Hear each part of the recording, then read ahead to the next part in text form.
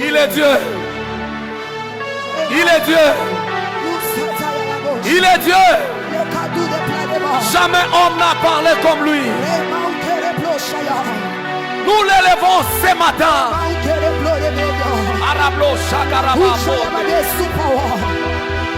Sois élevé mon créateur.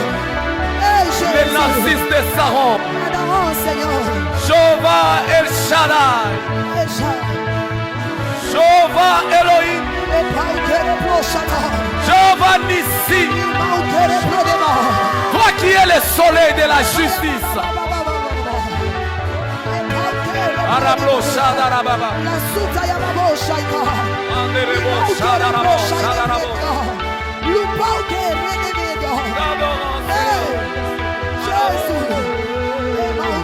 Arabo Shada. Arabo Shada.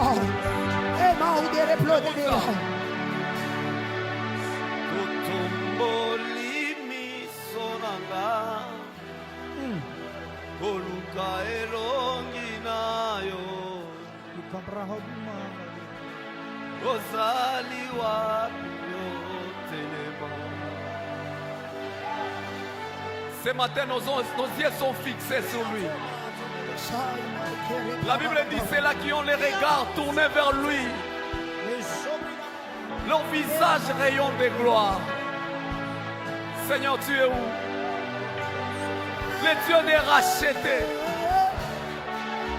Toi qui nous ramasses de la poubelle des hommes pour nous présenter devant le monde. Ozawapi Yesu. Ozawapi. Ozawapi.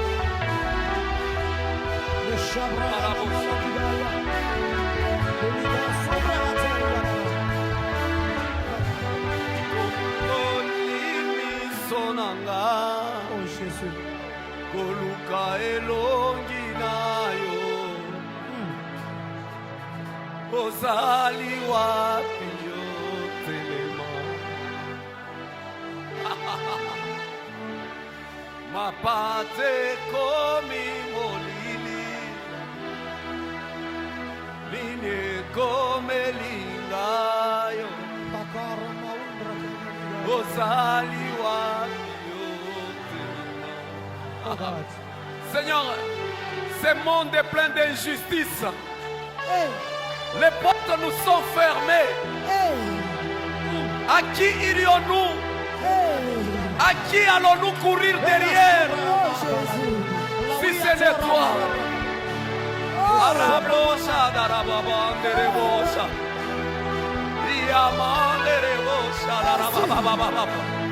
Mon Dieu. Mon Dieu. Sapate komi molili. Ine komelingai. Ozali wapi yo. Atomboli miso nangai. Come on. Rablo Shadaraba. Est-ce que tu peux chanter avec moi ces cantiques ce matin? Élève ta voix.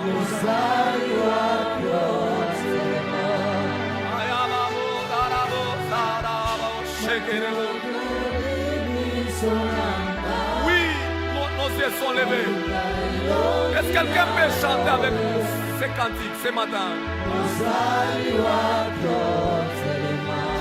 Ma pata est comme Molilies. Mapate komi molili. Mine komelingayo. Ozali wando telema. Mapate komi molili. Arablos. Ozawapi Yesu. Zambo ya lokota kabaoba mwakami. Ozali wando. Est-ce qu'on peut crier à lui ce matin? Nous crions Seigneur à toi. Yesu. Yamotema. Nous crions vers toi Seigneur. Yamotema. Seigneur à toi reçois. Yomanda na bomwa.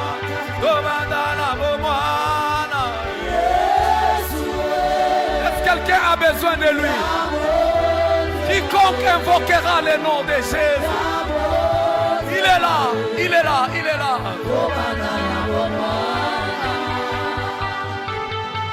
Yes, yes, yes.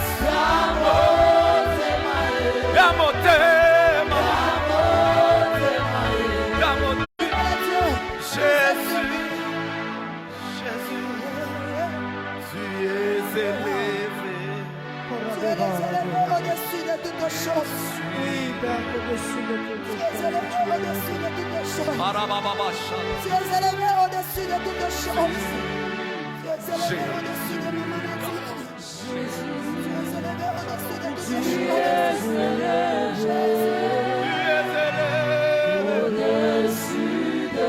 Oh, tu es élevé.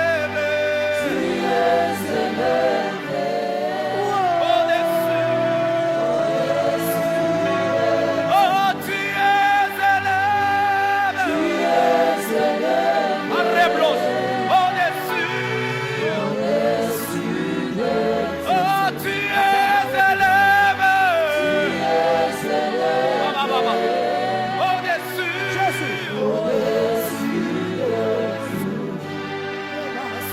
Est-ce que quelqu'un peut apprécier par les acclamations celui qui est élevé? Tu l'as pas bien fait. Salue-moi 4 personnes. Salue-moi 4 personnes dans la salle. Dis-le qu'il est élevé au-dessus de tout ce matin. Fais-le bien, fais-le bien, fais-le bien. Arababa, shada. Eleblo, shada, rababa. Alors que tu le fais, nous les adorateurs, nous adorons Dieu. Est-ce qu'il y a les adorateurs qui peuvent adorer leur Dieu?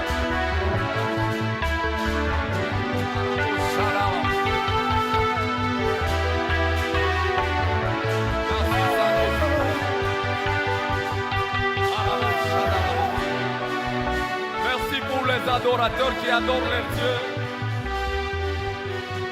Merci pour l'offrande d'adoration. Merci pour les offrandes d'adoration. Alléluia.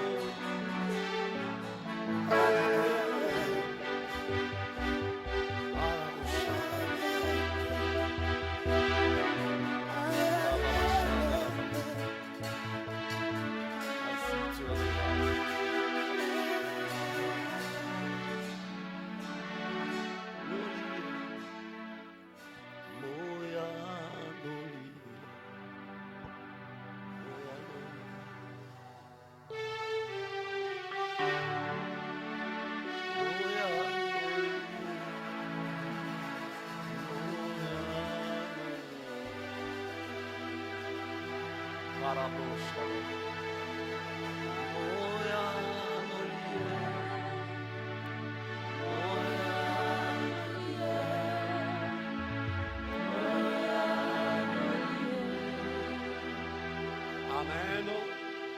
Dieu soit loué. Nous sommes arrivés à un très bon moment, une étape assez importante pour pouvoir écouter la parole de Dieu.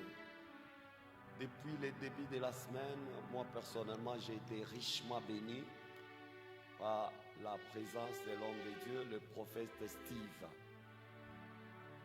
J'ai beaucoup apprécié sa façon de travailler et je bénis le Seigneur qui nous a recommandé l'homme de Dieu. J'apprécie son humilité et sa sagesse et j'aime l'authenticité qui est dans sa manière de faire. Alors que je demande à l'homme de Dieu, le prophète Steve, de se tenir debout, nous allons les recevoir avec joie à la manière de Christian Church. C'est pas comme ça qu'on reçoit un prophète. Merci beaucoup. Merci beaucoup, prophète. Amen. Il nous a été recommandé par un de mes fils que j'aime beaucoup, le pasteur Johnny Aron de Lubumbashi. Mais finalement, j'ai compris que c'est une rencontre de la destinée parce que il est fils d'un pasteur que j'aime beaucoup, qui est très important pour moi et qui m'a beaucoup aidé sur le plan scientifique, avec qui nous sommes ensemble. Le prophète Jonathan Mbiamwembo. Amen. C'est lui son fils et son père spirituel. Ce matin, nous sommes encore contents et nous disons à tous les jeunes gens qui servent au pied de leur pasteur qu'un jour, le Dieu de ton père va t'ouvrir des portes. Amen, amen. Alors nous allons inviter rapidement le prophète Steve pendant qu'il s'avance. Est-ce qu'on peut rendre gloire à Dieu par les acclamations? Faites-les bien. Hey. Hey.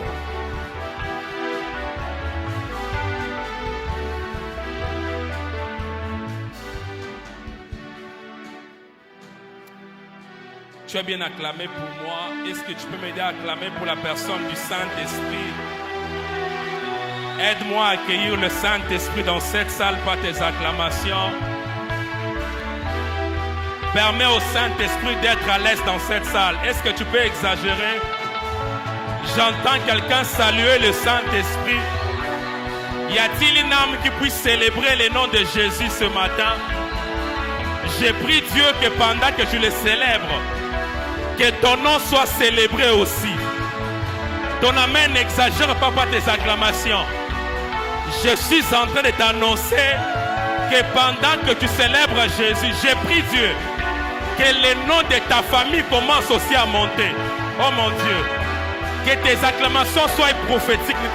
N'arrête pas d'acclamer, continue à acclamer pour Jésus. Ces acclamations sont un signe prophétique.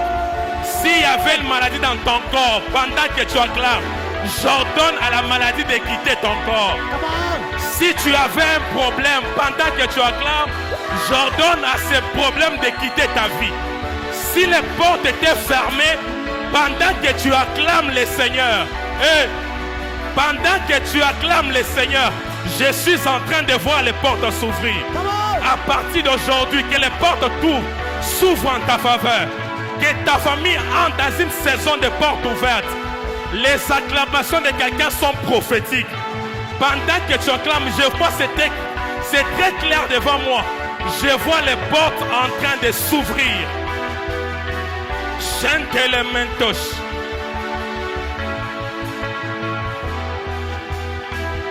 Jésus. Jésus.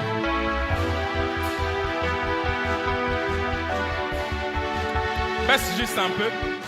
Je sens déjà l'atmosphère, mais avant que je n'aille dedans, je voudrais dire sincèrement merci au pasteur pour l'invitation. Je me suis senti à la maison ici. Et je suis content d'être parmi ceux qui ont bénéficié de la grâce que Dieu a répandue ici au milieu de nous. Et je crois qu'aujourd'hui, il y a comme un nouveau départ qui commence avec quelqu'un aujourd'hui. Parce que Dieu m'avait dit à partir de la semaine prochaine, les choses vont commencer. Amen. Non, je suis venu te le dire, les choses vont commencer. Amen. Je ne me permets pas de te partager ça pour peut-être booster encore ta foi. Juste quelques jours avant que je ne vienne à Colosie, la semaine passée, j'ai travaillé dans une église à Lubumbashi. J'ai fait un service. Je voyais une femme qui pleurait. Je lui ai dit, il y a une femme ici. Tu pleures parce qu'on a arrêté ton mari. J'ai donné le nom de son mari selon ce que Dieu me disait. Je lui ai dit, pas dans une semaine, la semaine prochaine, ton mari va sortir de la prison. Et pendant qu'on travaillait la semaine, ils m'ont appelé pour me dire, il est sorti de la prison. Je suis venu t'annoncer que la semaine prochaine, tu vas vivre la main de Dieu dans ta vie.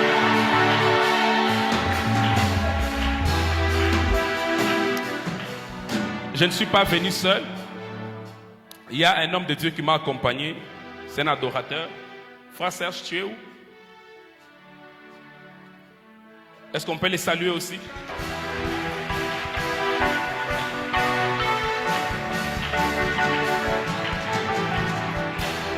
Alors lève-toi, on va prier ensemble, juste pendant 1 à 2 minutes. Parce que tu peux monter, on va chanter ensemble avec la chorale.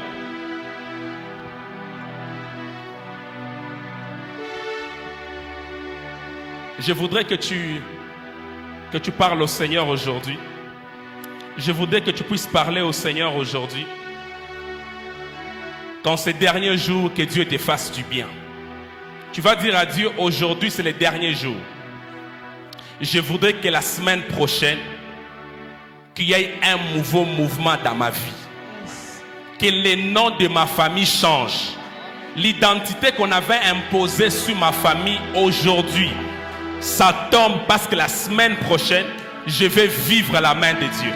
Lève ta main droite avec moi, crie avec moi au nom de Jésus. Au nom de Jésus. Sois prophétique avec moi, c'est un culte extrêmement prophétique. Au nom de Jésus, Au nom de Jésus. je décrète, Je déclare. je déclare à partir de ce matin, l'identité de ma famille change. L'identité de ma famille change. L'identité qu'on avait imposée à ma famille L'identité qu'on avait imposée à ma famille. par la sorcellerie, Par la sorcellerie. par les hommes, Par les femmes. par le monde des ténèbres. Par le monde de ténèbres. Ma main droite est levée. Je déclare, je décrète Je déclare. au nom de Jésus, Au nom de Jésus. l'identité change. L'identité change. L'identité qu'on a imposée à mon travail, l'identité qu'on a imposée à ma destinée. Ma main droite s'élève comme un signe prophétique parce que je décrète, parce que je déclare dans le nom de Jésus, mon identité change. À partir de la semaine prochaine, à partir de demain, je vais vivre ma vraie identité. Je vais vivre ma vraie identité. Mon Père, mon Père, mon Père, mon Père, dans le nom de Jésus, je prophétise. Je t'entends pas, je prophétise. À partir de la semaine prochaine, c'est ma saison. Je t'ai pas entendu, c'est ma saison. C'est ma saison. C'est la saison de ma famille. C'est la saison de mes enfants. C'est la saison de ma destinée. Mon Père, mon Père. Mon Père, mon Père. Allez, commence à déclarer ces paroles. Déclare ces paroles sur ta vie. Commence à déclarer ces paroles sur ta vie.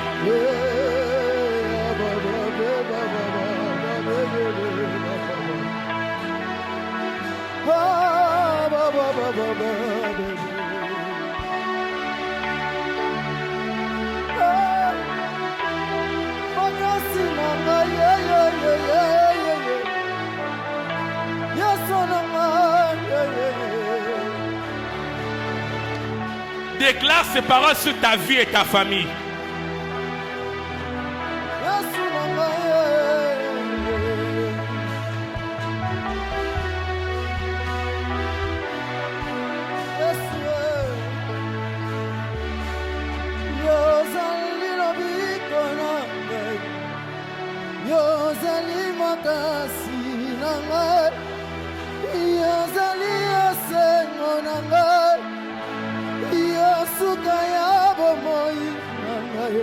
Vas-y, parle à Dieu.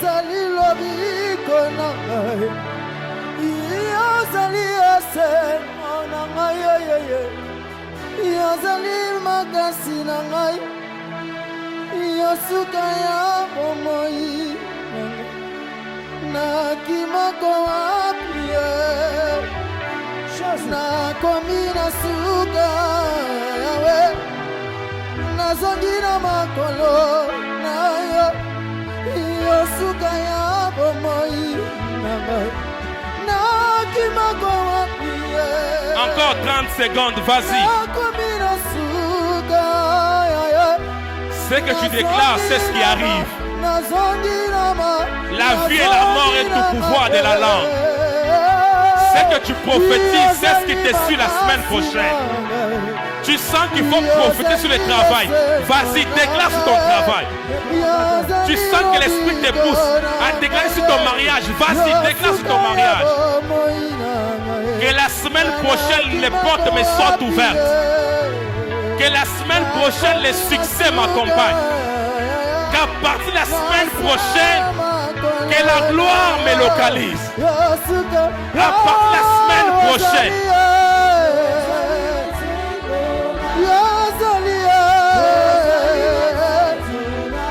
Yazali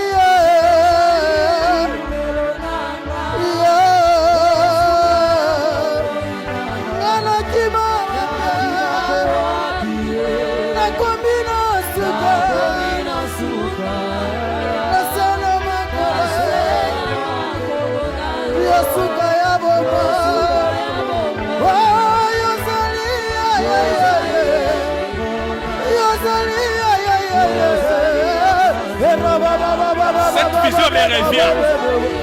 Je vois les portes s'ouvrir.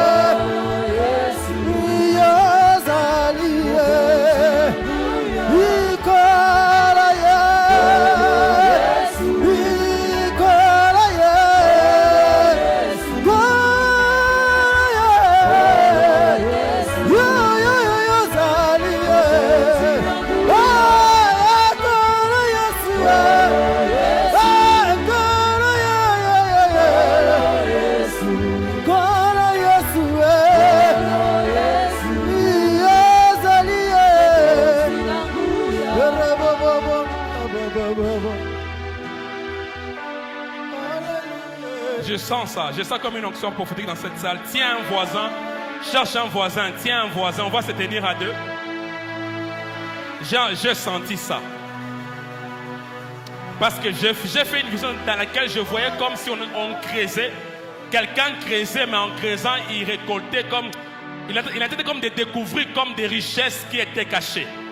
Je voyais comme une étape pendant laquelle les richesses des gens qui étaient cachés sous le sol. Le temps est arrivé où ces richesses seront manifestes. Je sens Dieu me pousser à dire à quelqu'un, pendant que tu tiens ton voisin, prophétise sur ton voisin. Que le Saint-Esprit dépose dans ta bouche les paroles qui doivent sortir sur les voisins. Des paroles de bénédiction. Tu sens qu'il faut déclarer sur son mariage, n'hésite pas. Tu sens qu'il faut déclarer sur son travail, n'hésite pas. Tu sens qu'il faut déclarer sur sa destinée, n'hésite pas. Vas-y, commence à déclarer sur ton voisin. Prophétise sur ton voisin. C'est une garnison des prophètes. Prophétise sur les voisins.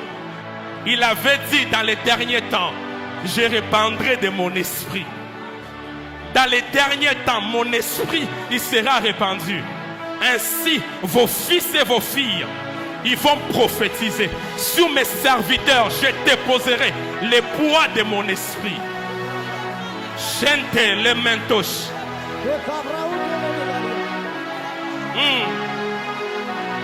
Tu sens qu'il faut déclarer sur son ministère. Vas-y, prophétise avec moi. Il avait dit à Ézéchiel, fils de l'homme, ne maudis pas les ossements desséchés, mais prophétise. Je sens quelqu'un prophétiser ici. Là où il y a des ossements desséchés, que ces ossements reprennent vie. Que ton travail puisse avancer. Que ton mariage puisse trouver de la joie. Que tes finances commencent à monter. Je vois le ministère de quelqu'un qui reçoit comme le poids de la gloire de Dieu. Ton ministère qui était étouffé. Ta santé qui avait déjà un problème. Ta famille qui était bloquée. Fils de l'homme, prophétise. Prophétise. Dans la dernière heure, mon esprit il sera répandu. Ainsi avait parlé Dieu. L'esprit de l'Éternel sera répandu. C'est la dernière heure. C'est la dernière heure. Voilà pourquoi tout ce qui sort de ta bouche est prophétique. Tout ce qui vient de ta pensée là, c'est même ça la pensée prophétique pour ton voisin. Si cher voisin, mon voisin, je prophétise un bon mariage pour toi. Un bon travail est en train de venir. Les nouvelles ouvertures sont en train d'arriver. Voisin, la semaine prochaine, je te vois monter de gloire en gloire. Je te vois aller de succès en succès. Voisin, on ne va pas t'arrêter. malgré la sorcellerie de chez vous, malgré les liens de famille de ta famille, personne ne va arrêter l'œuvre que Dieu a commencé avec toi. Cher voisin, c'est la mission que Dieu t'a donnée qui va te bénir. Voisin, je te vois aller plus loin.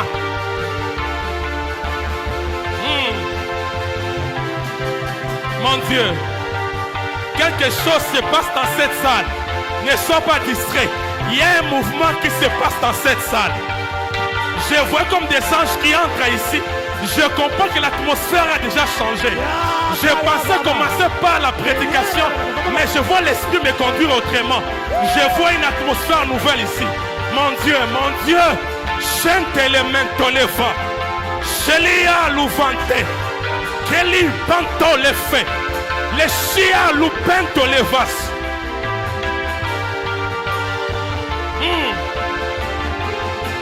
Les prophètes ne peuvent que voir. Les prophétesses ne peuvent que sentir quelque chose. Je sens un mouvement dans cette salle. Je sens un mouvement prophétique de la prophétie. Ça sent la prophétie ici. Je sens l'odeur de la prophétie. Les mentos, les faits, les quintes, les pas, la souventos.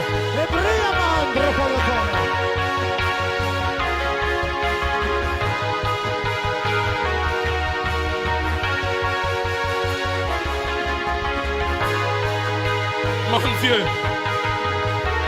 mon Dieu, mon Dieu. D'ailleurs, pendant compris, il y a même beaucoup pour lesquels les dons prophétiques étaient étouffés. Je vois les dons qui s'ouvrent. Les dons s'ouvrent pour la mission. D'ailleurs, je vois ici, il y a des personnes, les mariages étaient bloqués. Je vois les mariages commencer à s'ouvrir. Les nouvelles portes s'annoncent. Je suis prophète envoyé par Dieu pour venir t'annoncer ces choses. Je te vois entrer dans une nouvelle saison. Oh mon Dieu, mon Dieu, mon Dieu. Il y a des prophétesses ici. Il y a des prophètes dans cette salle qui vont impacter le monde dans les jours qui viennent.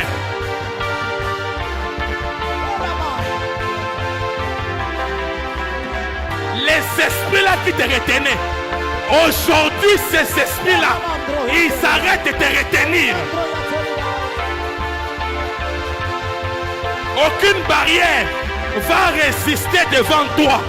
Je te vois aller plus loin. Autrefois, on t'a bloqué. La saison, elle est arrivée. De voir ta porte plus ouverte. Ne sois pas distrait, ne sois pas distrait. Si tu es distrait, tu passes à côté. Je vois Dieu amener les gens dans des portes nouvelles, des saisons nouvelles. Mon Dieu, des saisons nouvelles. Tu as assez pleuré. Tu as assez pleuré. Dieu a dit, il en a marre de te voir pleurer. Dieu veut te voir dans la joie. La saison de joie, elle est en train de venir. Oh mon Dieu. Le mariage là qui t'empêchait d'être en joie. Je vois le mariage venir.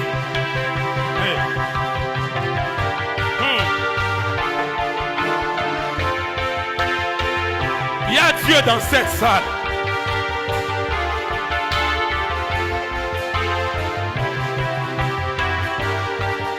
Il y a Dieu dans cette salle.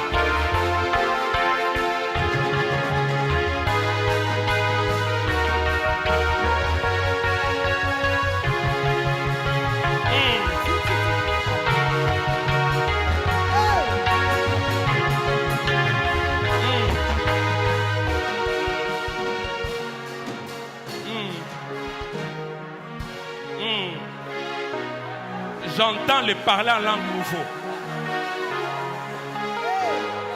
Arrête d'être logique. J'entends de parler en langue nouveau. Il avait dit dans la dernière heure, quand mon esprit va tomber sur vous, l'un des signes qui vont accompagner ceux qui vont croire, ils parleront des langues nouvelles. C'est ça la langue de chez nous. Notre vrai vocabulaire, ce n'est pas le Swahili. Mante alivantos. Pelianto le meke.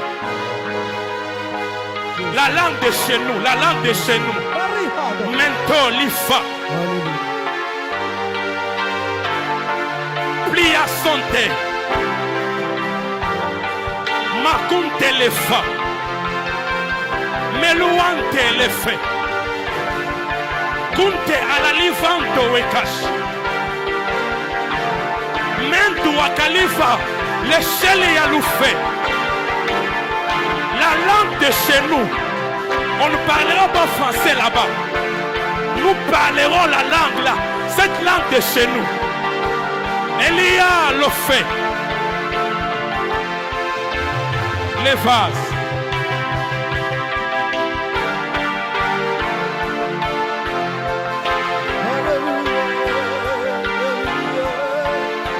Ce culte est comme ça. Tous les dimanches ne se ressemblent pas. Il y a des dimanches comme ça que l'on doit affronter des choses. Je vois les gens dans lesquels Dieu amène dans une autre dimension. Ça concerne ceux qui sont concentrés. Il y a des gens à qui Dieu fait entrer dans des dimensions extraordinaires. Personne ne va plus jamais te bloquer. Ils te feront la guerre, mais ils ne vont pas te vaincre. Ils placeront des pièges à droite, des pièges à gauche. 1000 peuvent tomber à ta droite, 10 000 à ta gauche. Mais toi, tu ne seras pas atteint. Je vois les gens à qui Dieu a épargné ici. Ah, je vois les gens à qui Dieu épargne dans cette salle. J'entends Dieu me le dire. Ils vont te faire la guerre, mais ils ne vont pas te vaincre. Hey, ils iront voir des féticheurs. Ils amèneront des semences pour déposer ton travail. Pour que quand tu vas piétiner, que ta jambe puisse gonfler. Mais je suis en train de voir, Dieu me dit, ils vont te faire la guerre. Oh mon Dieu. Ils vont te faire la guerre, mais ils ne vont pas te vaincre. La saison de victoire, elle est arrivée. Hey. La saison de victoire est arrivée. Commence à battre tes mains, prie avec moi. Batte tes mains, déclare ces paroles. Ils ne vont pas me vaincre. Ils ne vont pas me vaincre. Là où il y a des pièges contre toi, pendant que tu bats tes mains, ces pièges-là commencent à tomber. Yes. Yes. Yes. Pendant compris, je vois d'ailleurs qu'il y a des gens ici. Je vois des femmes qui entrent avec des robes de mariés. Le Saint-Esprit me dit, le mariage qui était bloqué. Hey. Le mariage qui était bloqué.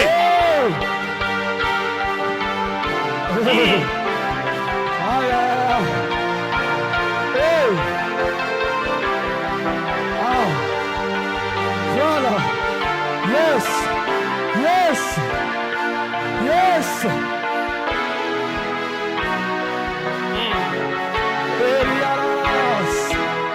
Elias. La pantone est fait. Les guillantes les meca. Les ouvantes. Malalia se fait. Gente elementos.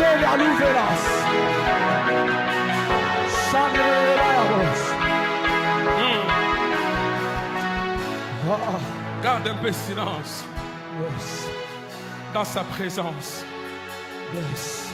C'est là qu'on trouve restauration, dans sa présence. Ne te mets pas, reste encore un peu debout. Je vois les anges qui entrent avec des colis, mais qui déposent entre les mains des gens. Oh yes. Dieu me dit, tu ne vas pas entrer dans cette nouvelle saison main vide. Yes. De la même manière qu'il avait dit à Israël, vous n'allez pas quitter Égypte main vide. Vous allez quitter avec la richesse de l'Égypte. Dieu te fait entrer à une autre saison, mais il dépose entre tes mains de la richesse. Amen. Donne-moi un amen prophétique. Amen. Je vois des gens qui reçoivent de la richesse ici. Amen. Parce que j'entends Dieu me dire, dans cette salle ici, il y a des milliardaires dans cette salle. Pas des milliardaires en francs congolais. J'ai vu des milliardaires en euros et en dollars.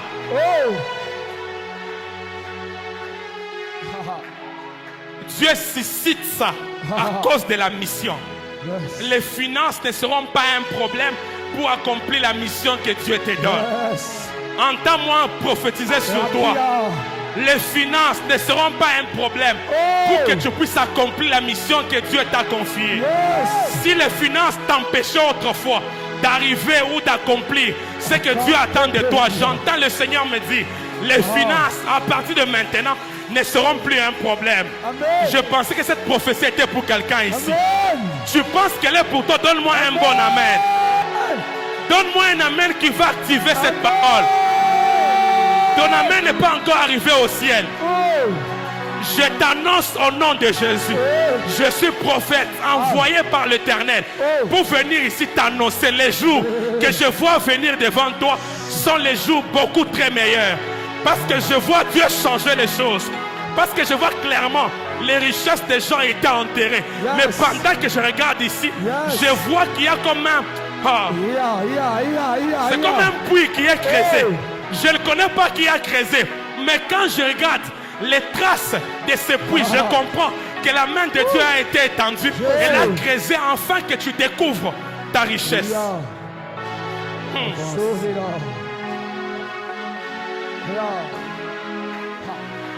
Tu seras jeune serviteur, mais très riche. Un jeune craignant Dieu, marchant dans la sanctification, mais aussi riche. Amen. Un jeune qui va annoncer l'évangile, qui va gagner des âmes, amenant l'évangile là où nos pères ne sont pas arrivés. Yes.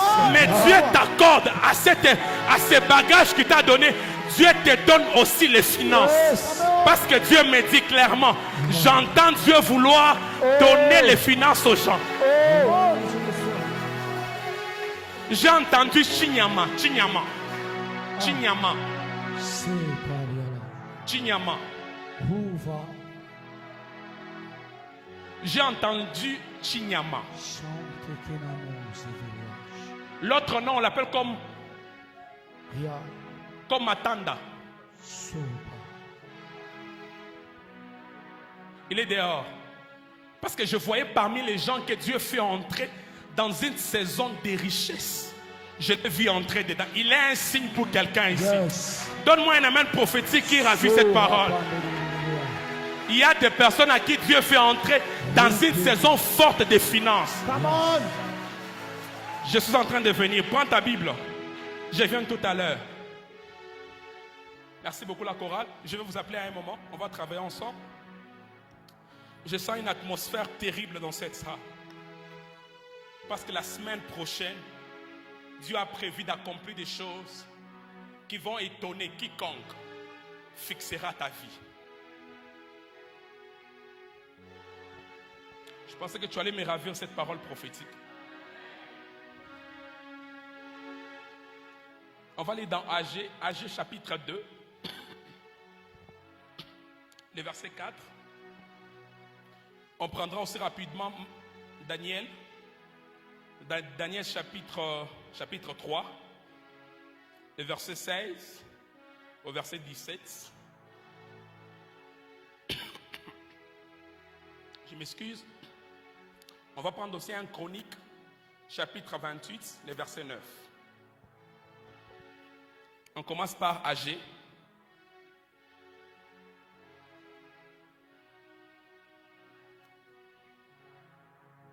Agé chapitre 2,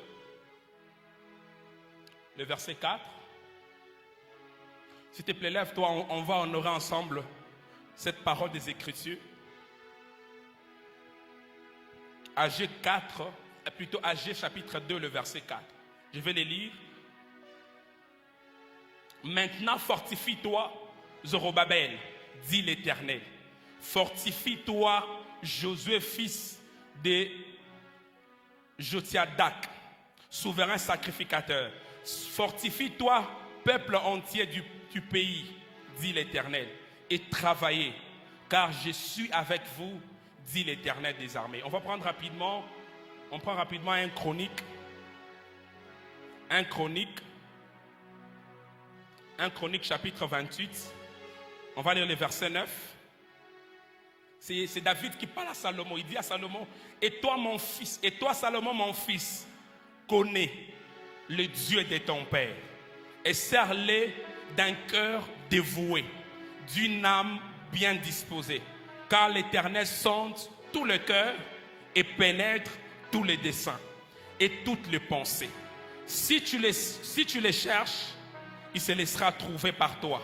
Mais si tu l'abandonnes, il te rejettera pour toujours. On va finir rapidement avec Daniel. Daniel chapitre 3. On prend le verset 16 et le verset 17 rapidement. Shadrach, Meshach et Abed-Nego répliquèrent au roi Nebuchadnezzar. Nous n'avons pas besoin de te répondre là-dessus. Le verset 17. Voici, notre Dieu que nous servons peut nous délivrer de la fournaise ardente et il nous délivrera de ta main, ô roi. Acclame pour le Seigneur pendant que tu reprends ta place. Depuis le mercredi de cette semaine, nous avons commencé à partager sur un thème selon la pensée de Dieu, la parole de l'Éternel pour l'Église de la dernière heure. La parole de l'Éternel pour l'Église de la dernière heure. Quand vous lisez l'histoire des Agé, même quand vous lisez Néhémie, vous lisez Esdras, et tous étaient des prophètes que Dieu avait envoyés pour parler à Israël pendant le temps où les temples étaient détruits. Les temples qui étaient détruits, c'est les temples que Salomon avait construits, pour lesquels Dieu l'avait appelé, choisi pour bâtir. Et pendant un temps, ces temples avaient été détruits. Les temples dans lesquels Salomon, autrefois, lorsqu'il a fini de construire, il appelle les souverains sacrificateurs. Pendant qu'ils chantaient simplement, on dit que la gloire de Dieu est là entrée. Et tous n'ont pas pu contenir cette gloire, ils ont fui les temples. Ce même temple, autrefois, qui a contenu la gloire de Dieu, c'est le même qui a été détruit pendant un temps. C'est comme ça qu'au temps de Zorobabel, Dieu décide que les temples soient rebâtis. Il est écrit que lorsqu'on a commencé à placer la fondation, les fondements du temple, le peuple a poussé des cris de joie. Les anciens pleuraient et les jeunes poussaient des cris de joie. Les anciens pleuraient parce qu'eux avaient vu la grandeur ou la gloire du temple de leur temps. La nouvelle génération, eux étaient contents de voir les nouveaux fondements qu'on avait placés, de sorte qu'il y avait une confusion entre les cris de ceux qui poussaient des cris de joie et ceux qui pleuraient. Mais malgré qu'ils étaient contents, qu'ils avaient poussé les cris à cause des fondements qu'on avait placés pour rebâtir les temples, il est écrit que le peuple de Dieu, que Dieu avait envoyé en mission afin de rebâtir les temples qui ont été détruits, pendant un temps, ce peuple avait abandonné leur mission. Ils se sont retrouvés comme tout le monde, faisant des choses comme tout le monde. Ils avaient oublié la mission que Dieu leur avait donnée. C'est à cette même saison-là que Dieu a suscité un prophète. Il s'appelait Agé. Agé, il est venu, il a dit au peuple, vous avez oublié la mission que Dieu vous avait donnée. Vous êtes venus sur terre, mais oubliant que personne n'est venu sur terre sans recevoir une mission de la part du Seigneur. Comme nous sommes tous ici, comme je l'ai dit pendant la semaine, personne n'est ici à l'église sans avoir reçu une mission à accomplir ici. Pourquoi? Parce que l'église est comme un corps. Le corps, il a une diversité de membres. Et chacun des membres a un rôle à jouer que l'autre ne peut pas jouer. Alors, Agé vient, il leur dit, vous avez abandonné la mission que Dieu vous avait donnée. Vous avez même oublié que vous étiez nés pour quelque chose. Je suis venu dire à quelqu'un, toi tu n'es pas né pour accompagner les gens, tu es né pour accomplir la mission que Dieu t'avait donnée.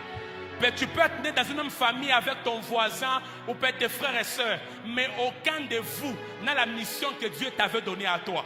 Des fois on pense à cause des temps par lesquels nous passons, comme si on est venu accompagner certaines personnes sur terre. Non, il n'y a pas que des pasteurs que Dieu a appelés. L'église de la première heure n'était pas remplie que des apôtres seulement. Et tous ils évoluaient dans la prière. Ils étaient tous là au service de Dieu d'accomplir la mission. Les apôtres accomplissaient selon la grâce que Dieu leur avait donnée. Même le peuple aussi faisait aussi leur part. Donc nous tous ici, nous sommes nés pour quelque chose. Alors Agé vient, il leur dit, vous avez oublié la mission. Voilà pourquoi tout ce que vous faites, rien ne marche. Pourquoi? Parce qu'il n'y a que l'œuvre de l'Éternel Dieu, de l'Éternel ton Dieu qui va te bénir. Il n'y a pas de bénédiction en dehors de la mission que Dieu t'avait donnée. C'est quand tu es en train d'accomplir ta mission que tu peux découvrir ta bénédiction dedans. Parce que tu ne peux pas accomplir la mission que Dieu te donne sans que tu ne sois béni. Toutes les personnes qui ont accompli la mission, qui sont dans la mission de Dieu, remarquent une chose qui les accompagne. La chose particulière qui les accompagne, c'est la bénédiction qui est leur partage. Il leur dit, vous avez abandonné, vous vous êtes mis à agir comme tous. Voilà pourquoi tout ce que vous faites, il y a la sécheresse qui vous accompagne. Vous travaillez pour récolter 100, mais vous récoltez 20. Même pas la moitié de ce que vous avez besoin. Des fois, on travaille beaucoup. On ne voit pas beaucoup de choses parce que des fois, nous sommes à côté de la mission que Dieu nous a donnée. Mais il leur dit, si vous revenez, Dieu veut que vous puissiez être attentifs à cette parole prophétique qui est venue en cette saison. Parce que c'est la dernière heure. Frère, je suis venu te dire, nous n'avons plus le temps. Le retour de Jésus n'est plus un slogan. Des fois, nous sommes habitués à dire Jésus revient bientôt. C'est devenu comme un slogan que nous utilisons pour convaincre les gens. Mais je suis venu dire à quelqu'un, le retour du Christ n'est pas un slogan, c'est une vérité. Parce que je voyais comme un avion, mais qui avait presque atterri. Quand j'ai posé la question au Saint-Esprit, pourquoi je vois l'avion qui a presque touché le sol? Dieu me dit, c'est la vérité de votre génération. Le retour de Jésus, il est presque là. C'est la dernière heure. Ne travaillons pas comme si on avait tout le temps. Travaillons comme des personnes qui n'avons plus le temps. Courons après le temps. Toi, tu es appelé ici à être intercesseur. Travaille, viens ici, intercède comme jamais tu l'as fait. Tu es ici à l'église comme évangéliste. N'arrête pas de faire ton travail parce qu'il n'y a pas le temps. Si nous tous ici, nous faisons bien notre travail, les gens qui dorment dans des boîtes de nuit ici dehors, on va les ramener ici. Il n'y a pas que nous qui sommes ici que Dieu a besoin. Dieu a besoin même de ceux-là qui filment ici sur la route. Ils sont sincères dans leur cœur. Il manque seulement quelqu'un qui puisse venir lui dire, tu sais que Jésus t'aime, il est mort aussi pour toi. Ta bouche peut sauver la vie de quelqu'un. Alors Agé vient, il leur dit, vous avez abandonné la mission. Mais ce que j'aime, Agé ne s'arrête pas à leur dire, vous avez abandonné la mission. Parce que Agé, Dieu lui dit, ces personnes ont abandonné leur mission à cause d'une seule chose. Ils n'ont pas appris à se fortifier. Voilà pourquoi Dieu vient et dit à Agé, va dire à ce peuple de revenir à la mission, mais qu'ils apprennent aussi à se fortifier. Pourquoi Dieu a demandé à Agé d'annoncer au peuple d'apprendre à se fortifier? Il est impossible d'accomplir la mission que Dieu nous donne si on n'a pas appris à se fortifier. Le monde dans lequel nous sommes, c'est un monde qui est rempli de beaucoup de tempêtes, beaucoup de réalités, beaucoup de choses qui ne nous permettent pas toujours d'accomplir la mission que Dieu nous donne. Si on n'a pas appris à puiser notre force dans le Saint-Esprit afin d'être fortifié, on ne peut pas arriver au bout. Alors Dieu dit à Agé, va dire à ce peuple, ils ont abandonné parce qu'ils se sont laissés être découragés par les gens qui les entourent. Un homme qui a appris à se fortifier n'attend pas que tout le monde soit d'accord avec lui pour accomplir la mission. Il y a des gens que tu ne mettras jamais d'accord. N'attends pas que tout le monde croie en ton appel pour faire ce que Dieu attend de toi. Il y aura toujours des personnes qui vont te rejeter. Le message que le pasteur a reçu, que Dieu lui a donné, ce n'est pas tout le monde qui accepte toujours son message. Si lui il s'est dit, bon, je vais arrêter parce que les gens n'acceptent pas mon message, il ne peut pas arriver. Voilà pourquoi Dieu dit à Agé, va leur dire, fortifiez-vous. Fortifiez-vous. Nous sommes dans un monde où tout le monde décourage tout le monde. À peine tu veux commencer quelque chose, non, tu penses moi que ça va marcher. Vous les jeunes d'aujourd'hui, tous les jeunes sont des aventuriers. Si tu suis les paroles des gens, tu ne peux pas accomplir ta mission. Voilà pourquoi lorsque Dieu croise qui? Il croise Josué. Il dit à Josué, Josué, je t'ai suscité pour continuer là où ton père Moïse s'est arrêté. C'est toi qui vas faire entrer ce peuple. Là où Moïse n'est pas arrivé, toi tu vas arriver. Parce que c'est toi que je suscite dans ta génération pour amener ce peuple là où je les attends. C'est même ça ta mission à toi, Josué. Mais Dieu ne s'est pas arrêté à lui dire la mission que Josué devait accomplir. Dieu dit à Josué plus d'une fois, Josué, fils de Nun, fortifie-toi et prends courage. Fortifie-toi et prends courage. Dans ce monde ici, le monde ne te présentera pas toujours tout ce que tu cherches. Si tu attends de trouver tout ce que tu cherches, alors tu attendras aussi longtemps. Peut-être que Jésus sera déjà là et tu ne l'avais jamais servi. La seule façon pour toi d'arriver au bout de ta mission, apprends à te fortifier. Apprends à te fortifier. Il lui dit, Josué, là où tu vas partir, il y aura ceux qui vont croire en toi, il y aura ceux qui vont te décourager. Mais toi, fortifie-toi, Josué. C'est ce que Dieu m'a envoyé te dire, fortifie-toi. La tempête, Dieu est conscient de la tempête, il y en a. Les complications de la vie, il y en aura toujours. Tant qu'on sera dans ce monde ici, il y aura toujours des complications. Je serais faux si je venais t'annoncer que dans la vie ici, il n'y aura pas de vent qui va souffler contre toi. Il y aura toujours des mauvais vents qui vont venir pour te décourager. Mais malgré les mauvais vents, Dieu te donne comme... C'est comme une remède que Dieu te donne. La fortification. Apprends à te fortifier. Trouve cela dans le Saint-Esprit. Trouve la force de te fortifier dans le Saint-Esprit. Moi, je me rappelle au début du ministère, c'était très compliqué. Tout le monde me négligeait parce qu'il me voyait toujours petit et jeune. Et pourtant, j'ai commencé à servir Dieu, je n'avais que 5 ans à l'intercession déjà. Je me suis dit, bon, mais comment si les gens me voient toujours petit, ils ne croient jamais à moi. Un jour, je me lamentais beaucoup. Dieu m'a dit, Steve, ne te lamente plus. Dans ce monde, tu ne mettras pas tout le monde d'accord. Donc, contente-toi d'accomplir ta mission. Si en accomplissant ta mission, il y a certains qui sont d'accord, d'autres ne sont pas d'accord, ce n'est pas important. Ce qui compte pour nous, c'est que Dieu soit content du travail que l'on fait. Attends-moi un amen qui est grand. Parce que c'est en accomplissant la mission que Dieu t'a donnée que tu vas vivre une bénédiction extraordinaire. Mais tu ne peux pas y arriver si tu n'as pas appris à te fortifier. Fortifie-toi et prends courage. Mais pourquoi est-ce que Dieu demande à Agé de dire au peuple de se fortifier? Parce que tu ne peux pas arriver au bout de ta mission sans croiser un temps de désert. Dieu savait que Josué, c'est vrai qu'il a reçu la mission d'amener le peuple dans leur terre promise. Mais Dieu savait aussi qu'avant d'arriver dans la terre promise, il passait par un temps de désert. Dans le désert c'est comme un temps qui est contraire à la prophétie qui nous a été donnée. Pourquoi? Parce que dans la parole prophétique, il y a toujours deux faces dans la parole prophétique. Quand Dieu libère un message prophétique, le message prophétique est toujours accompagné par ces 2 phases. La première phase, c'est la parole qui est prononcée, la parole qui est dite, que l'on entend, qui est bonne, qui nous encourage, qui nous donne d'avancer, d'espérer. La deuxième phase, c'est la parole qui n'a pas été annoncée. Pourquoi? Parce que Dieu n'annonce jamais les déserts lorsqu'il donne une parole prophétique. Lorsqu'il a parlé à Moïse, il lui a dit, j'ai entendu les cris que lui font pousser ses oppresseurs. Je me suis décidé d'agir. Vas-y en Égypte pour sortir mon peuple vers leur terre promise. Dieu n'avait jamais annoncé qu'ils allaient passer par le temps de désert. Le désert n'a jamais été annoncé dans la prophétie. Mais le désert est un chemin obligatoire. Quand on passe par un désert, des fois on perd espoir. Mais je viens d'encourager quelqu'un pour lui dire, le désert est un signe qui va te prouver réellement que tu es sur la voie qui te mène vers ta terre promise. Il n'y a pas de terre promise sans désert. C'est vrai que le désert souvent, il n'a jamais été aimé. Personne n'aime passer par le désert.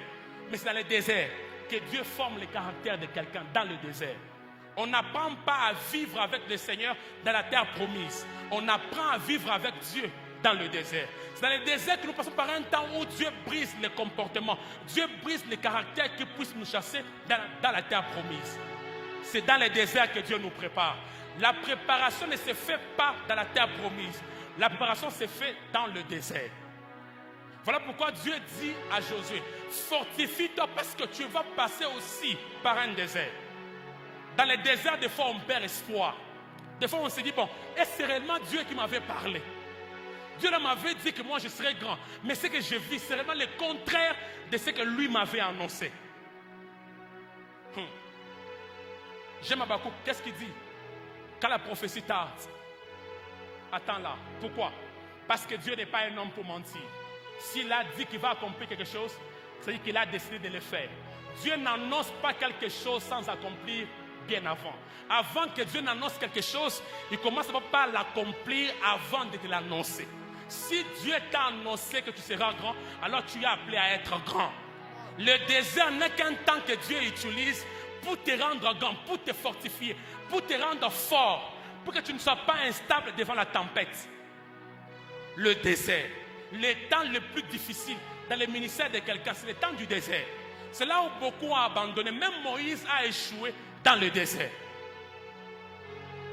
Voilà pourquoi Dieu nous demande, dans le désert, la chose qu'il faut apprendre, fortifie-toi. Est-ce que je parle à quelqu'un? Tu n'es pas ici avec moi. Est-ce que je parle à quelqu'un? Dieu connaît les temps par lesquels tu passes. Tu as un ministère qui est authentique, mais quand toi-même tu regardes ta vie, les choses ne sont pas toujours au niveau où toi-même tu veux que ces choses soient. Pas parce que Dieu est un menteur, mais c'est un désert. Dis à ton voisin, après le désert, il y a ma terre promise. Non, dis-le lui prophétiquement, voisin, après mon désert, il y a ma terre promise. Le désert est un signe qui nous montre que devant nous, il y a Canaan devant. Dieu n'est pas que celui qui nous fait entrer dans les temps de désert. Dieu, c'est aussi quelqu'un qui nous prépare aussi dans les déserts, mais pour nous faire entrer dans la terre promise. Dans les jours qui sont en train de venir, je te vois quitter ton désert pour entrer maintenant dans ta terre promise. Donne-moi un amen qui arrive ici devant. Les jours qui sont en train de venir, je vois quelqu'un que Dieu a formé dans un désert, dans des retraites ici, que Dieu a fait passer par des temps très compliqués, très difficiles. Je vois les temps qui viennent. Dieu te fait entrer dans un pays où coule le lait et le miel. Ton amen n'est pas arrivé devant ici. Le temps qui est en train de venir, je te vois après ce désert, là où Dieu a brisé l'impudicité, là où Dieu a brisé la colère, là où Dieu a brisé l'orgueil. Après le désert, il y a toujours une terre promise. Dieu n'est pas que celui qui nous fait entrer dans le désert, mais il est aussi celui qui nous ouvre des portes, afin que nous puissions avoir accès dans notre terre promise. D'ailleurs, il m'a envoyé comme prophète pour certifier que les années qui sont en train de venir, les jours qui viennent devant toi, Dieu va te faire quitter le désert. Là où tout est compliqué. Dans le désert, il n'y a pas d'eau. Dans le désert, on mange la même nourriture. Dans le désert, il n'y a que la manne que nous consommons. Mais dans la terre promise, dans la terre promise, il dit à Moïse, je vais te faire entrer dans une terre, là où il y a le lait et le miel, là où la richesse elle est palpable. Je te vois entrer sous une terre qui va te donner de la joie. Non, encourage-moi à avancer. Tu n'es pas avec moi. Je suis venu prophétiser sur ta vie. Les choses que je déclare, ce sont ces choses qui vont t'arriver dans les jours qui sont en train de venir. La terre promise qui est en train de venir devant toi. Je ne te vois pas triste dedans. Parce que Dieu me dit, il y a beaucoup de gens qui ont beaucoup pleuré ici. Tu as pleuré à cause du désert. Mais dans la terre promise, on ne pleure pas à cause de la souffrance.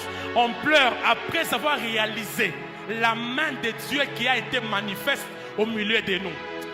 Alors donne-moi un amen prophétique. Parce que Dieu est sur le point d'accomplir des choses que l'œil n'a pas vues jusqu'ici. Les choses que l'oreille n'a pas encore entendues jusqu'à notre génération. Les choses qui ne sont jamais montées dans une pensée humaine. C'est ce que Dieu a prévu d'accomplir avec toi.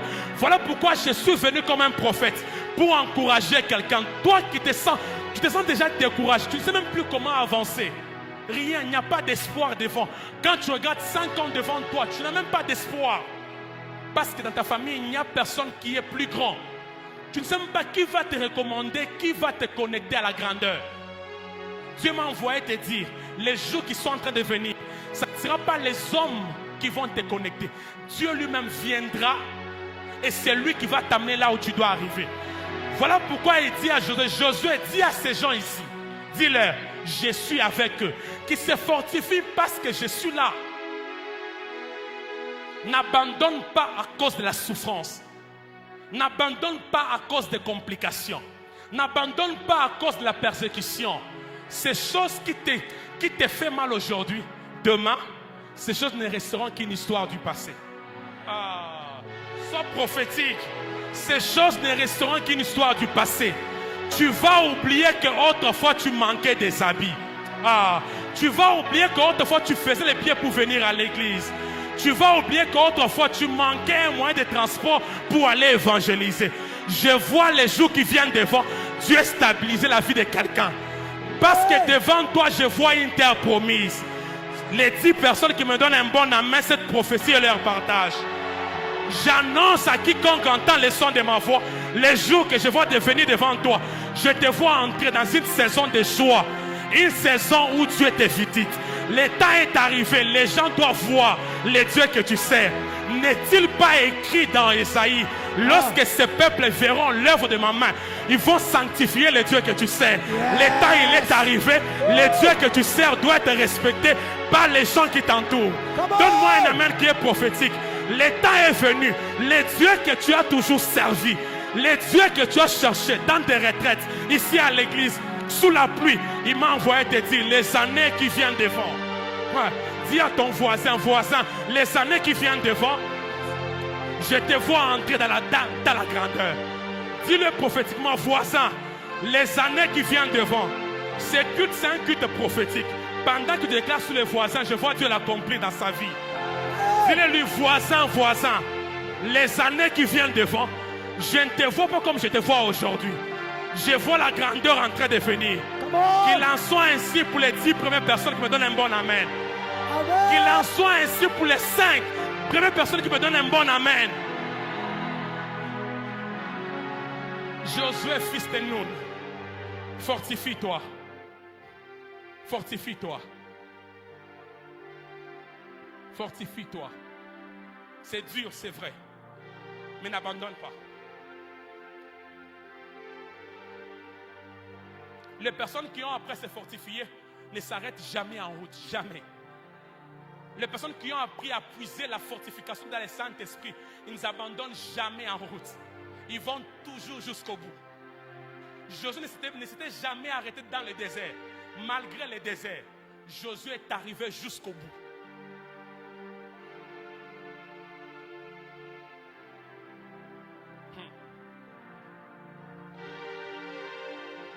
Alors comment être fortifié? Comment arriver à se fortifier? Il y a une clé que Dieu m'a donnée ce matin pour toi, afin que tu puisses l'utiliser pour que tu sois toujours fortifié et ne jamais abandonné sur le champ de la mission. La clé, la seule que je t'amène ce matin, pour arriver toujours à être fortifié, la connaissance de ton Dieu. La connaissance de ton Dieu. Voilà pourquoi il est écrit, cherchez, connaissez et cherchez à connaître l'Éternel. Pourquoi? Parce que dans Daniel, il est écrit, ceux du peuple qui connaîtront leur Dieu. Tu connais ce passage? Ceux du peuple qui connaîtront leur Dieu, qu'est-ce qui va se passer? Agiront avec fermeté. Il n'y a que des hommes qui connaissent leur Dieu qui n'agissent pas comme tout le monde. Là où tout le monde panique, se dit, bon, ici c'est fini, c'est fini, ils sont découragés, froids. Lui se dit, je connais le Dieu que je sers. Parce que je le connais, je ne peux pas trembler là où tout le monde tremble. Un homme qui connaît Dieu n'est pas effrayé par les vents qui soufflent. Les vents qui viennent théoriser tout le monde. Là où tout le monde est théorisé. Là où tout le monde dit, bon, ici le médecin, il a dit que cette maladie n'est pas, on ne peut pas la guérir. Bon, ça c'est le médecin. Mais le Dieu que moi je sers, là où les médecins s'arrêtent, lui commence. Pourquoi? Parce que Dieu aime commencer lorsque les gens mettent un point. Je vais t'expliquer. Il n'y a jamais eu une nouvelle phrase qui commence si l'ancienne n'a pas encore reçu un point. La nouvelle phrase ne commence jamais si l'ancienne n'a pas reçu un point. Si tu remarques que les gens parlent sur ta vie comme s'ils mettaient un point sur toi, c'est-à-dire qu'il permet seulement à ce que tu puisses entrer à une saison de découvrir une nouvelle phrase. C'est ce que j'aime. La nouvelle phrase ne commence jamais en minuscule. La nouvelle phrase commence toujours au majuscule. En d'autres termes, la phrase que Dieu veut commencer avec toi, la saison qui vient de venir devant toi, ce n'est pas une saison qui va s'écrire au minuscule. Je vois une saison qui va s'écrire au majuscule. Parce qu'une nouvelle phrase ne peut jamais commencer au minuscule. J'annonce à quelqu'un, je te vois écrire une nouvelle phrase de ta vie, mais elle va commencer dans la grandeur. Dieu ne va pas accomplir de petites choses avec toi. Les choses que Dieu est sur le point d'accomplir, ce sont des plus grandes choses. Mais Dieu veut que tu apprennes à les connaître. Pourquoi? Les dieux que l'on vit sera toujours proportionnel aux dieux que l'on connaît. On ne peut pas vivre un Dieu au-delà de celui que l'on connaît. Si moi je connais qu'un Dieu qui donne que ses papiers et qui est incapable de donner cette chair, aucun jour je vivrai la chair. Donc nous vivons des choses sur terre sous base de la connaissance que nous avons de ces dieux qui nous les donnent. Si toi tu crois que le Dieu là peut te donner au-delà du mariage aussi un bon travail, il va te l'accorder. Voilà pourquoi il insiste. Connais Dieu. Connais Dieu. Pasteur Joe, imaginez que David arrive au soir de sa vie. Tout homme, quand il arrive au soir de sa vie, il ne dit pas n'importe quelle parole. Il dit les phrases les plus importantes de la vie.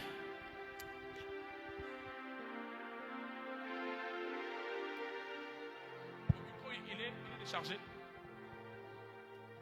Il arrive au soir. Qu'est-ce qui se passe lorsque David arrive au soir? David, il appelle son fils. Il appelle son fils Salomon. Il dit à Salomon, Salomon mon fils, je sens que je dois partir. Il dit à son fils Salomon, je sens que je dois partir. Je suis au soir de ma vie. Moi, je pensais peut-être que David allait dire peut-être à Salomon les choses extraordinaires, peut-être lui racontant des expériences qu'il a eues avec Dieu, de peut-être un grand héritage qu'il allait lui laisser. Il appelle Salomon et lui dit, Salomon, moi je sens que je pars. Mais c'est toi que Dieu a choisi pour accomplir la mission. Moi, je voulais construire le temple pour Dieu. Il m'a dit, ce n'est pas moi qui lui avait choisi. C'est toi, mon fils, que Dieu a choisi pour accomplir ces choses. Cette mission, c'est toi que Dieu a donné la mission. Ce n'est pas moi. Mais moi, je sens que je suis de partir. Mais voilà le plus grand héritage, mon fils Salomon, que je te laisse. Connais le Dieu de ton père.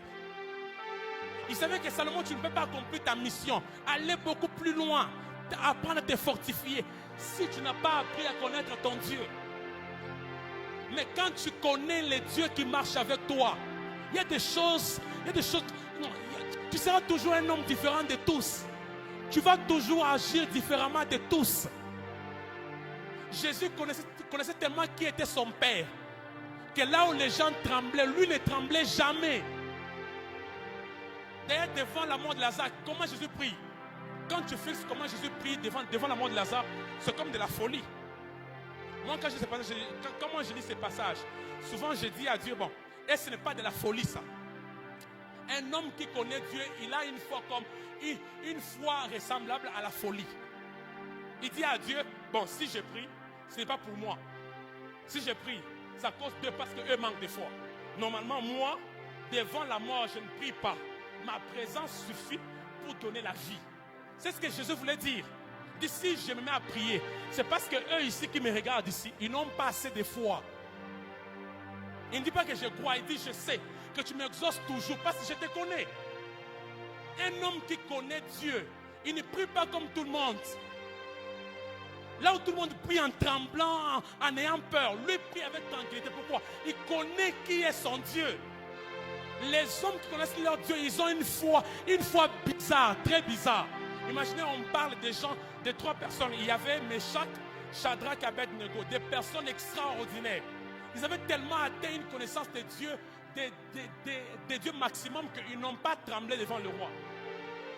Le roi dit, si vous refusez de vous prosterner devant notre Dieu ici, on vous jette dans la fournaise ardente. Ils disent au roi, bon roi, nous, on n'a même pas besoin de discuter avec toi. Pourquoi? Nous connaissons qui est notre Dieu. Quand je connais Dieu, je ne peux pas dire, bon, non, il y a un sorcier là qui a dit, bon, tu dois servir Dieu, j'ai fait un mauvais rêve là, c'est compliqué, je vais aller à l'église. Non, quand tu connais Dieu, je n'ai même pas discuté avec les sorciers. Ils lui disent, cher roi, nous t'honorons déjà, mais nous, on ne va pas discuter avec toi. Tu sens qu'il faut nous jeter dans la fournaise ardente, jette-nous. Mais nous connaissons que le Dieu qui marche avec nous, il peut nous délivrer de la fournaise ardente. C'est parce qu'ils connaissaient qu'ils l'ont vécu. Dieu veut que tu atteignes un niveau, ta connaissance va tellement monter à cause des choses qu'il est sur le point d'accomplir. Les choses que Dieu veut accomplir avec toi demande à ce que tu puisses aussi augmenter ta connaissance de lui. plus tu connais Dieu, plus tu vas découvrir toutes ses facettes. Le temps, il est arrivé. On doit accomplir des choses qui sont devenues rares dans l'église corps du Christ.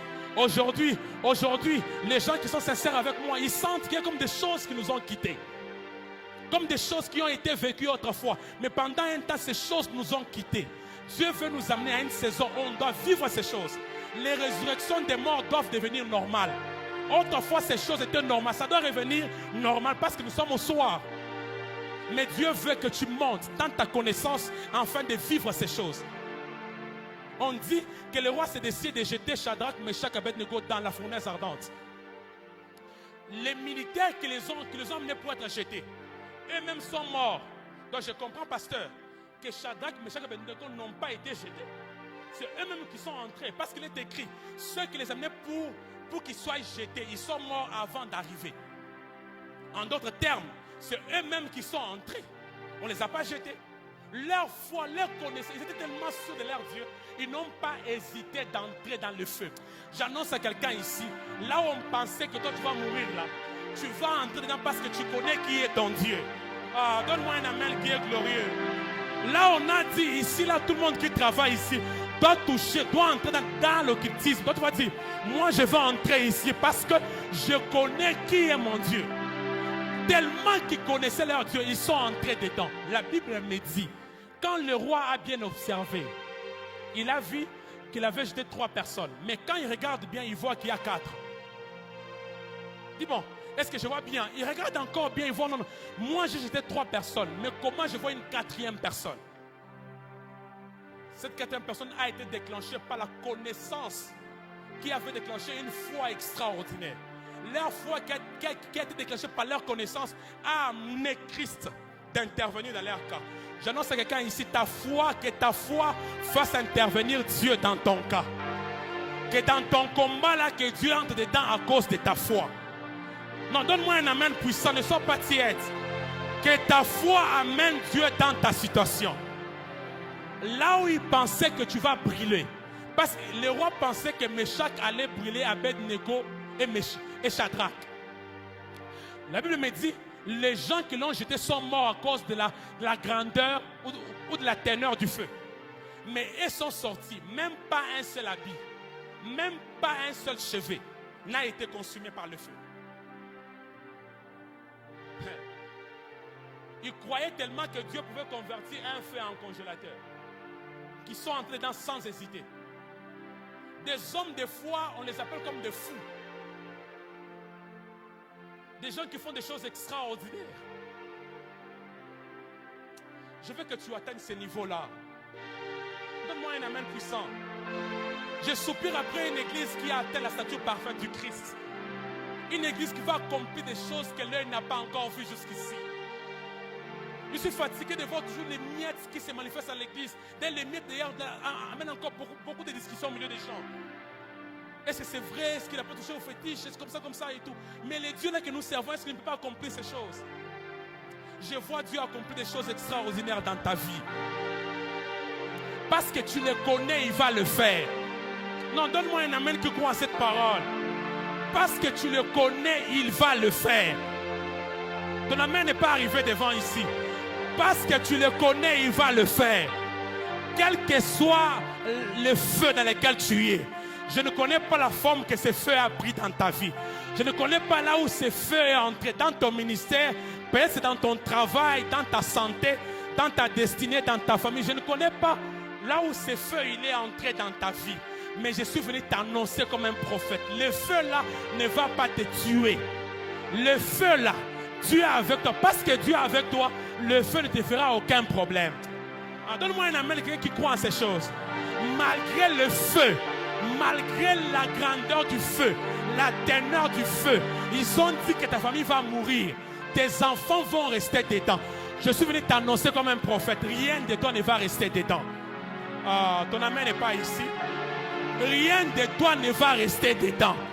Tu sortiras dedans comme si tu n'étais pas entré dans le feu.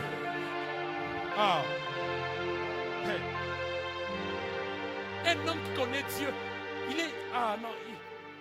Des fois, j'aime prier avec les hommes qui connaissent leur Dieu. Ils ont une façon de prière très différente. Il prie avec assurance. Voilà pourquoi un homme comme Paul pouvait dire, approchez-vous avec quoi? Avec assurance. Mais quand tu connais Dieu, tu ne t'approches pas comme quelqu'un qui t'attend, qui hésite. Non. Quand tu connais que lui c'est ton Père, tu t'approches avec toute assurance. Je vais clôturer ici. Et on va prier le Seigneur. Jésus, un jour, se retrouve dans la barque avec ses disciples.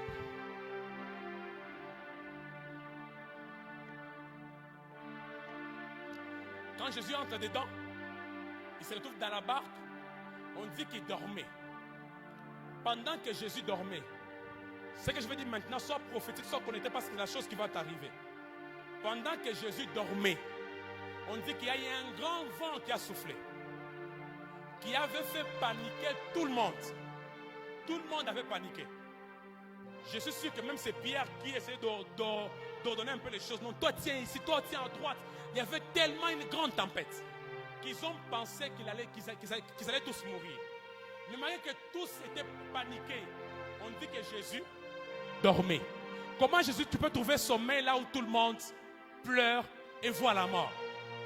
Jésus, comment tu peux dormir fortement là où les gens, là où il y a une si grande tempête?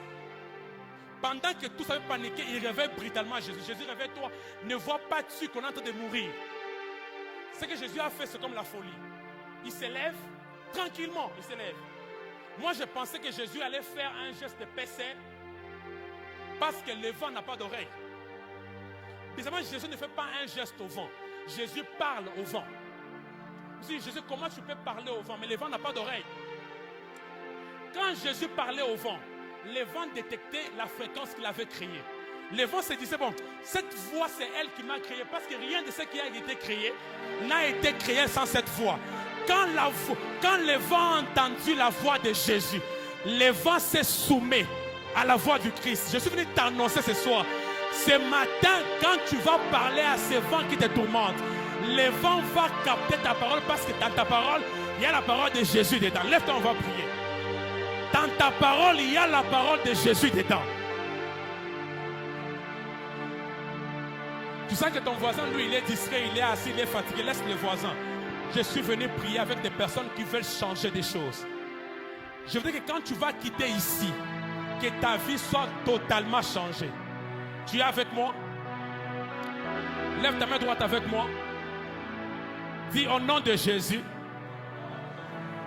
je déclare, je décrète dans ma vie, dans ma destinée, je déclare le nom de Jésus. Que tout vent qui me tourmente, qui tourmente ma famille, je vous ordonne de me lâcher.